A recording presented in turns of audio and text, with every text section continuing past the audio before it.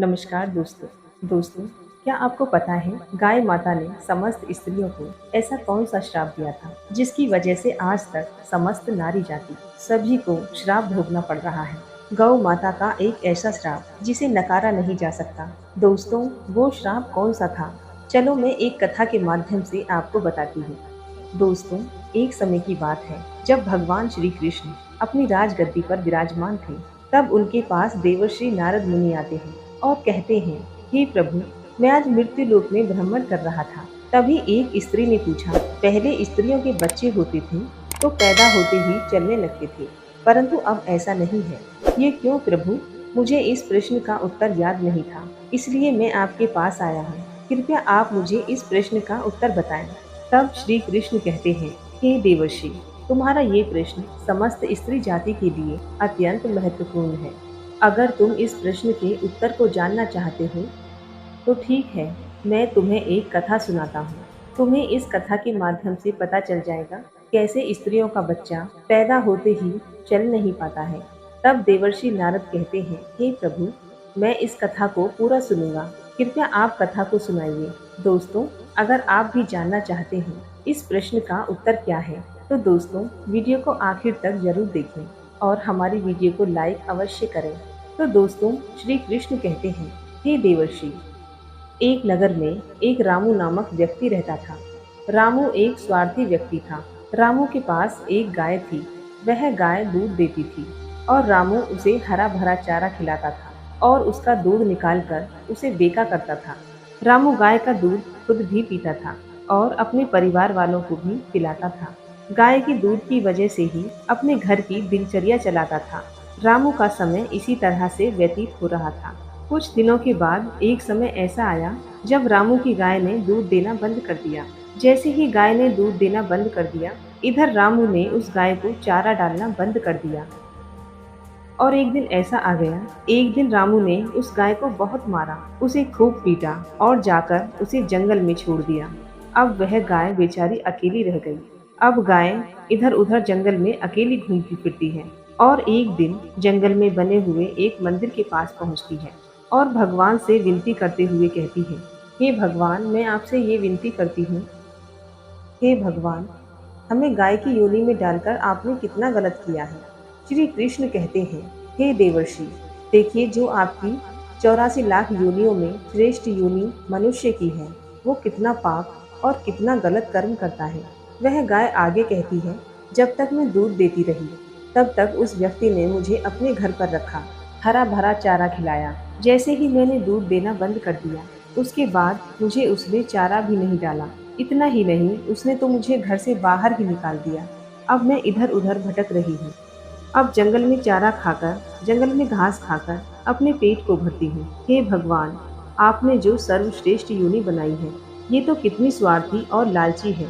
श्री कृष्ण कहते हैं, हे देवर्षि नारद, धीरे धीरे समय व्यतीत होता गया। गाय बेचारी इधर उधर भटकती रही। जब वो गाय रामू के द्वार पर आ जाती है तो रामू ने लाठी लेकर उस गाय को जंगल की तरफ भगा दिया।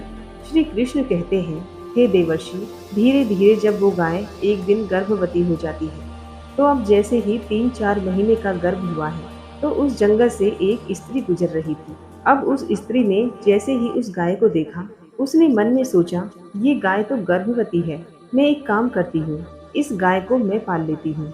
जब इसका बच्चा हो जाएगा तो यही गाय मुझे दूध देने लगेगी। तब मैं इसका दूध खुद पीऊंगी और मैं अपने परिवार वालों को भी पिलाऊंगी और बिक्री भी करूंगी। और जैसे ही वो स्त्री गाय को पकड़ने के लिए अपने पति को बुलाने के लिए जाती है और जब तक उसका पति वहां पर आता है, तब तक वो गाय वहां से चली जाती है। धीरे धीरे और समय व्यतीत होता गया। श्री कृष्ण कहते हैं, हे देवर्षि, जब उस गाय के प्रसव का समय नजदीक आ गया, जब एकांत जंगल में सुरक्षित जगह पर जाकर उस गाय ने एक बछड़े को जन्म दिया। श्री कृष्ण कहते हैं, हे देवर्षि, प्रसव के कुछ समय बाद वह स्त्री उसी जंगल में आई। वह घास काटने के लिए गई थी। जैसे ही उसने दूर से देखा कि एक गाय ने बच्चे को जन्म दिया हुआ है, तब वह स्त्री उसके पास गई और उसने ध्यान से उस गाय को देखा और बोली, अरे, ये तो वही गाय है, इस गाय ने तो बछड़ा दे ही दिया, चलो अच्छा हुआ। वह स्त्री सोचती है, अब मैं इस गाय को पकड़कर अपने घर में अवश्य ले जाऊंगी। जैसे ही वह स्त्री गाय के पास से अपने पति को बुलाने के लिए जाती है, तभी गाय ने उसी समय उस स्त्री से कहा कि बहन, आज हमारे ऊपर तुम एक उपकार कर दो। ये जो हमारा बच्चा है, ये नीचे पड़ा हुआ है, इसे उठाकर तुम मेरे गर्दन के ऊपर रख दो। मैं अपने बच्चे को लेकर किसी सुरक्षित जगह पर चली जाऊंगी, क्योंकि ये मेरा बच्चा 8 महीने बाद चलने लायक हो पाएगा। 8 महीने बाद ये अपने पैरों पर चलेगा। श्री कृष्ण कहते हैं, हे देवर्षि नारद, जैसा अभी है ऐसा पहले नहीं था। पहले गाय का बच्चा 8 महीने के बाद ही अपने पैरों पर चलने लायक हुआ करता था। श्री कृष्ण कहते हैं, हे देवर्षि, लेकिन जैसे ही उस स्त्री ने गाय की बात सुनी तो वह जोर जोर से हंसने लगी और कहने लगी, तुम्हारा बच्चा इतना गंदा है, इतनी गंदगी में पड़ा है, मैं तुम्हारे बच्चे को उठाकर तुम्हारे कंधे पर क्यों रखूं? मैं तुम्हारे ऊपर ये परोपकार क्यों करूं? जैसे ही उस स्त्री ने उस गाय का बहुत मजाक बनाया, उस समय वह गाय बहुत असहाय थी। वह अपने बच्चे को उठा नहीं सकती थी। श्री कृष्ण कहते हैं, हे नारद, उसी समय दुखी होकर गाय ने श्राप दे दिया। उसने श्राप देते हुए कहा, जाओ, तुम्हारा बच्चा जन्म लेने के बाद अब तुरंत चलने लगता है, लेकिन आज मैं श्राप देती हूँ, तुम्हारा बच्चा जन्म लेने के 10 महीने बाद चलेगा। 10 महीने बाद ही अपने पैरों पर चलने लायक होगा। और ये जो मेरा बच्चा आज चल नहीं पा रहा है, और ये आज के बाद बहुत जल्द अपने पैरों पर चलने लगेगा। श्री कृष्ण कहते हैं, हे देवर्षि, इसी श्राप के कारण स्त्रियों का बच्चा जन्म लेते ही अपने पैरों पर चल नहीं पाता। दोस्तों, सतयुग में सुखदेव पैदा होते ही अपने पैरों पर चलने लगे थे, और वेद व्यास भी जन्म लेने के तुरंत बाद ही अपने पैरों पर चलने लगे थे। यह बात तो सतयुग की थी, लेकिन कलयुग में ऐसा नहीं है।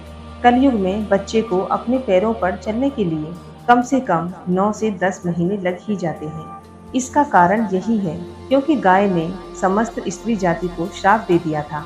उसी दिन से समस्त स्त्रियों के जो बच्चे पैदा होते हैं और तुरंत ही चलने लग जाते थे, उनकी प्रक्रिया वहीं पर रुक गई।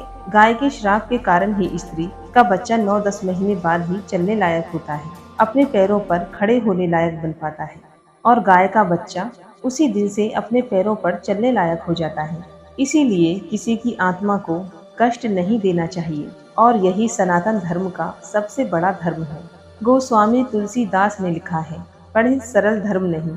दोस्तों, दूसरे के दुख में दुखी हो जाना, दूसरे के काम आना सबसे बड़ा धर्म माना गया है। तो इसलिए हमें असहाय पशुओं की, पक्षियों की सहायता करनी चाहिए। गाय के श्राप की वजह से ही जितने भी पशु पक्षी हैं, सबके बच्चे जन्म लेने के तुरंत बाद चलने लग जाते हैं। लेकिन स्त्रियों के बच्चों पर इसका विपरीत प्रभाव पड़ा कि जन्म के तुरंत बाद स्त्री का बच्चा चलने लायक नहीं बन पाता। एक स्त्री की गलती से आज सभी मानव जाति की महिलाओं को श्राप का खामियाजा आज भी भुगतना पड़ रहा है। दोस्तों, आपको ये कहानी कैसी लगी कमेंट करके अवश्य बताइएगा, और हमारी वीडियो को लाइक करें, चैनल को सब्सक्राइब करना ना भूलें। मिलते हैं ऐसी नई जानकारी के साथ, तब तक के लिए अपना ख्याल रखना। जय श्री कृष्ण, राधे राधे।